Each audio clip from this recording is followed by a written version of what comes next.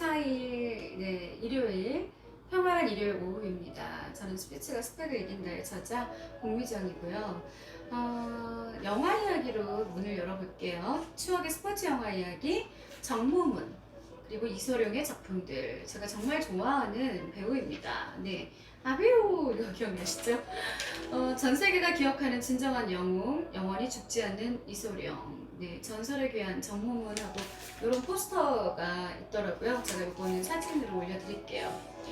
이소룡은 홍콩계 미국 배우로 미국명은 브루스리입니다. 우리는 흔히 그를 전설이라 부르고요. 1940년에 태어나서 1973년에 사망을 했어요. 너무 안타깝죠. 겨우 33년 살고 갔습니다. 그가 우리 앞에 처음 나타난 건 영화 정모문 1972년작이 개봉되면서부터였어요. 그러나 그가 남긴 대표작 5편 중 첫 번째 편은 아니었고요. 먼저 제작된 당산대영 1971년에 앞서서 수입 상영됐을 뿐입니다. 정모문을 통해서 그를 처음 보게 된 관객들은요, 매우 놀랍고 큰 충격에 빠졌어요. 그때까지 그런 배우, 그런 무예를 한 번도 본 적이 없었기 때문이죠. 현란한 동작으로 상대를 통쾌하게 제압하는 그의 무예 솜씨는 그야말로 신출귀몰, 가히 신의 경지라고 할 수 있었는데요. 그의 본격 대표작은 위에서 언급한 2편 외에 맹룡과강, 용쟁호투 유명하죠. 그리고 사막유희가 있는데요. 그러나 사막유희는 그가 사망한 지 5년 뒤인 1978년에서야 나온 영화입니다. 진짜 그의 모습은 겨우 마지막 20분 정도고 나머지는 이제 대역들이 눈속임을 했다고 하는데 한국 배우 김태정 등도 한몫을 했고요. 진짜 이소룡의 모습은 그의 다른 영화 장면을 짜깁게 했습니다. 그가 촬영 중 미완성인 채 사망을 했기에 이런 고육지책을 낸 거죠. 그 대표적인 유작을 사람에 따라 4편 혹은 또 그래서 5편으로 계산하는 이유가 바로 거기에 있습니다. 우리나라에 맨 처음 선보인 정모문을 라유라는 감독이 연출을 했고요. 중국이 일본에게 점령당해서 온갖 수모와 박해를 당하던 시절의 이야기입니다. 자신을 가르친 사범이 억울하게 죽음을 당한 후 목숨을 걸고 복수에 나선 정의감 넘치고 혈기왕성한 제자의 사연이에요. 일본의 무력 앞에 절대로 굴하지 않는 중국의 정신이 이소룡의 대담한 무예로 표출이 됩니다. 일제강점기를 경험한 우리이기에 무자비한 일본 군병들을 통쾌하게 제압하던 이소룡의 당당한 모습, 혼자 다 물리치죠? 우리는 그로부터 대리만족하기에 전혀 부족함이 없었던 거예요. 주위에는 이소룡이 고작 5편의 영화만을 남기고 간 배우로 잘못 알고 있는 사람이 많은데요. 그러나 실은 아역배우 출신입니다.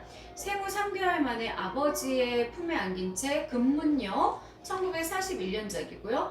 또 영화와 인연이 이제 그때부터 시작이 됐는데 그러나 배역다운 배역은 1951년에 개봉된 인지초에서의 불량소년 역이었습니다. 겨우 6살 때였습니다. 이소룡은 물론 예명인데요. 1950년부터 사용을 했다고 해요. 주로 고아나 개구쟁이 역이 단골이었는데 나중에 그 트레이드 마크가 된 것처럼 이 아뾰 이런 손동작은 이미 이때부터 몸에 익은 것이었습니다. 그래서 많은 사람들이 그 동작을 기억을 하시죠. 그 중국 쪽에 이제 대표하는 홍콩 배우로 이소룡 그리고 성룡도 참 매력있죠. 성룡이 원래는요, 지금 눈이 되게 부리부리하잖아요. 쌍꺼풀이 짙게 졌는데, 그전에는 약간 이렇게 처진 듯한 눈이어가지고, 그 오디션 가면 잘 떨어지고, 배역을 맡았다가도 취소가 되고, 다른 배우가 하고, 그런 상황이 있었대요. 그래서 눈 쌍꺼풀 수술을 하고 나서부터 그렇게 인기를 끌었다고 하는 그런 에피소드가 있더라고요. 그리고 이제 이영걸도 있고, 그래서 굉장히 많은 그런 액션 배우들이 있죠. 자, 그 다음에 이제 이소룡의 작품들 중에 2번째로 당산대영 보신 분들 계실까요? 참 재밌었어요. 세계가 기억하는 그 전설의 쿵푸 스타즈, 치권도 있고 여러 가지들 있더라고요. 네, 가끔은 그 남자들만 아니라 여자들이 이렇게 약간 날렵하다, 무술 잘하는 사람들 보면은 굉장히 부러워요. 그쵸? 호신술도 될 수 있고요. 이 당산대영은요, 이소룡이 출연한 이제 무영화는 5편이라고 아까 말씀드렸는데, 그가 살아있을 때 상영된 작품은 당산대영, 정모문, 그리고 맹룡과강 3편이었어요. 그래서 우리나라에서는 정무문이 먼저 상영됐지만 실은 첫 작품은 당산대영입니다. 청운의 꿈을 안고 시골에서 상경한 주인공 청년이 한 얼음 공장에 취직하면서 이야기는 시작이 돼요. 맡은 일에 충실한 그가 열심히 일하던 어느 날 순간의 실수로 땅바닥에 얼음 한 덩이를 떨어뜨려서 깼는데 그 속에 있던 정체불명의 하얀 봉투를 발견을 합니다. 그러니까 항상 어떤 그 사건의 시발점은 되게 작은 거에서 시작이 돼요. 그래서 정의로운 사람들은 이제 그런 거를 절대 눈 뜨고 못 보고 지나가죠. 그쵸? 자, 바로 마약이었어요. 알고 보니까 얼음 공장은 눈속임용 허울뿐이고 그곳은 마약 조폭들의 본거지였던 것입니다. 또한 그 배우의 왕초는 막강한 힘을 자랑하며 무소불위의 악행을 자행하는 그런 인물이었습니다. 이때부터 그의 타고난 의협심, 정의감이 발동합니다. 가끔 보면은 이렇게 무술계, 뭐 태권도도 마찬가지고, 이제 저도 한국 화랑도협회 홍보대사로 일하고 있지만, 그쪽 계열에 있는 분들은요, 그 의협심이 남다르고요, 누가 봐도 주관도 뚜렷하고요, 굉장히 정의로워요. 그게 좀 신기했어요. 이 사람의 환경이라는 게 굉장히 중요하구나. 네, 그런 생각을 했었거든요. 그래서 이 무술하시는 분들 보면은 되게 순수하시고요. 또 그리고 무엇보다도 어떤 세상의 정의를 위해서 일하는 분들이 꽤 많더라고요. 그리고 성격들도 거의 비슷해요. 벌떼처럼 달려드는 악의 무리들과 대결하며 통쾌하게 까부수는 까부순다는 것 자체가 통쾌하네요. 그의 일당백 고단수 무술 솜씨는요 가히 압권 그 자체였습니다. 기본적으로 노력도 있지만 천재기가 타고나는 거겠죠. 그러니까 몸이 이렇게 날렵한 사람들이 있잖아요. 뭐 옛날에 야인시대 이런 거 보면은 막 거기서 되게 바람처럼 빠른 사람들, 뭐 시라소니, 시라소니는 제가 기억을 해요. 그리고 신기한 거는 가끔 뭐 나는 뭐 20명을 상대로 뭐 17명을 상대로 내가 이겼어 이러면 에이 거짓말, 어떻게 이렇게 몰려오는 사람들을 갖다가 한 사람이 이길 수 있어 하는데, 뭐 영화에서 보면은요 총도 안 맞아요. 주인공은 칼도 다 피해요. 그리고 막 숭숭 날아다니죠. 막 지붕 위를 날아다니고. 그래서 그런 게 실제로 있을까 했는데 가능한가 봐요. 네. 관객들은 환호했고요. 또 쌓였던 스트레스를 일거에 날려버리기에 모자람이 없었습니다. 우리가 이제 지금도 무더위를 이제 지나고 있는데 가끔 여름에는 막 그 조스 같은 상어 공포 영화 보면 시원하고 막 이렇게 물 나오는 그 서핑 영화 보면은 시원하고, 그 다음에 또 아주 이렇게 뭐 귀신이 나오는 그런 공포 영화들 봐도 시원하고, 그리고 무엇보다도 이런 무술 영화 그쵸, 이런 거 보면은 막 통쾌하고 막 더위까지 싹 가셔지는 그런 경험들을 하죠. 1971년작 당산대영은 그때까지의 그 홍콩 영화 사상 최고의 흥행 기록을 세웠어요. 바로 뒤이어 나온 정무문 1972년작, 우리나라에서는 제일 먼저 상영을 했는데 전편을 능가하는 빅히트를 기록해서 전편을 능가하는 후편은 없다라는 말을 무색해하기도 했습니다. 항상 영화가 히트를 치고 나면은 꼭 이제 뭐 2편, 뭐 속편 뭐 이런 식으로 아니면 리메이크 하는데, 대부분 노래도 마찬가지로 원작자가 낫지 리메이크는 사실 별 매력이 없잖아요. 그랬는데 이건 아니었나 봐요. 이후에 이소룡이 직접 각본을 쓰고 감독까지 했던 맹룡가강은 다시 한번 흥행 기록을 갈아치우는 등 경이적인 성공을 거둡니다. 그러니까 천재였어요. 아주 대단한 재주꾼이었죠. 그는 뒤이어 미국과의 합작 영화 용쟁호투의 촬영으로 바쁜 나날을 보냅니다.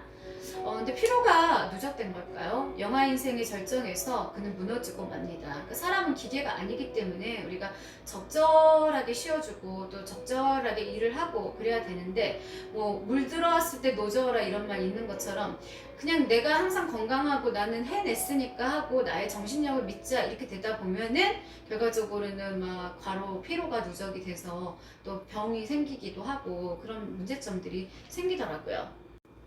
건강은 뭐 누구나 과신해서도 안 되고 장담해서도 안 되는 거잖아요. 그래서 무엇보다도 관리를 진짜 철저하게 하고 휴식만큼 뭐 되게 좋은 보약은 없잖아요. 그리고 밥 잘 먹는 거. 그런데 이제 약간 바쁜 사람들 같은 경우에는 막 잠 못 자고, 그리고 무엇보다도 사람이 혼자 일하는 게 아니다 보니까 이제 같이 함께 일하면서 그 쌓이는 어떤 스트레스들 때문에 그렇게 이제 미처 병을 발견하지 못하고, 네, 그렇게 뭐, 좀 힘든 그런 상황에 놓여지는 경우를 저도 많이 봤었습니다.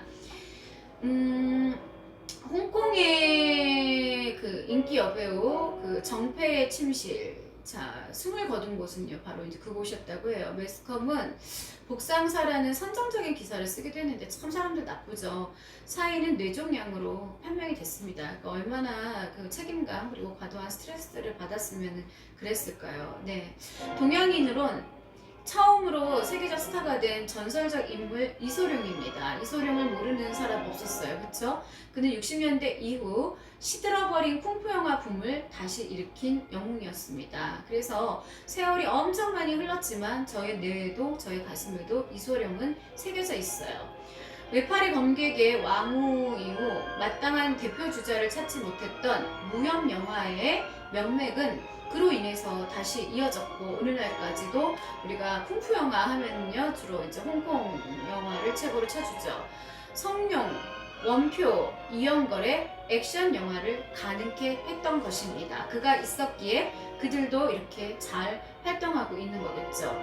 쿵푸와 가라데 그리고 태권도를 합쳐서 창안한 절권도와 그리고 쌍절곤 이렇게 자유자재로 휘둘러요. 그렇죠. 대단해요. 자신의 트레이드마크로 삼았던 이소룡. 저는 그 노란 그 체육복 있잖아요. 이렇게 줄 간 거, 검정 줄 간 거. 그게 항상 기억이 나더라고요. 어릴 때, 초등학교 때 이제 학교에서 놀면은 남자애들이 그렇게 아뷰 이러면서 이소룡이 흉내를 냈던 그런 추억이 기억이 납니다. 긴 세월이 흘러도 결코 우리의 기억에서는 쉽사리 사라지지 않을 것이다. 그래서 오늘은 바로 추억의 스포츠 영화 이야기 여러분들이 너무나도 좋아하시고 또 많은 사람들이 열광했던 바로 이소룡의 그 영화 이야기를 했습니다. 그래서 정무문 그리고 그의 작품들 당산대용과 이소룡의 작품들을 설명을 했어요. 네, 그래서 오늘 일요일입니다. 예, 지금 또 오늘 하루 지나면은 또 한 주를 또 내일 시작을 해야 되는데요. 여러분 무엇보다도 아까 이야기했죠. 스트레스 굉장히 나쁘다고. 예, 평안하게 휴식 취하시면서 좀 산책도 좀 하시면서 네, 쉼을 가는 그런 시간을 가졌으면 좋겠어요. 예, 도움이 되셨다면 구독과 좋아요 부탁하고 저는 여기서 물러가겠습니다. 지금까지 공미정이었습니다. 감사합니다.